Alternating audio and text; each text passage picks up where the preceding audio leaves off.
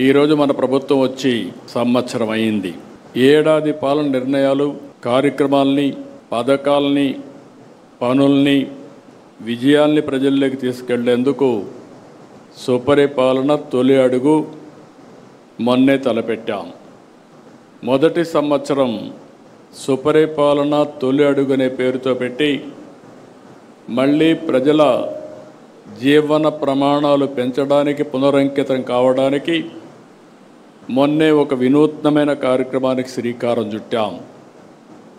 ప్రజాప్రతినిధులు, అధికార యంత్రాంగం ఇద్దరు కూడా దగ్గర 2000 మందితో ఒక కార్యక్రమానికి శ్రీకారం చుట్టి ఈ సంవత్సరం ఏం చేశాం, రాబోయే సంవత్సరం ఏం చేయాలి, 5 సంవత్సరాల్లో మనం ఏం చేయబోతున్నాం, 2047కి రాష్ట్రాన్ని ఏ విధంగా ముందుకు తీసుకుపోతామో ఒక నిర్దిష్టమైనటువంటి టార్గెట్స్తో ఆ కార్యక్రమంలో చర్చించాం.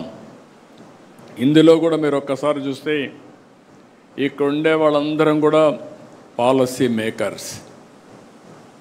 ఇటు శాసనసభలో చట్టాలు తేవాలన్నా, పార్లమెంట్లో చట్టాలు తేవాలన్నా ఇక్కడ మనకు ఒక ప్రత్యేకత ఉంది. ఇక్కడ అసెంబ్లీలో మనం ఒకసారి చూస్తే మనం ఒక ఎన్డీఏ గవర్నమెంట్లో ఉన్నాం. కూటమి ప్రభుత్వం ఉంది.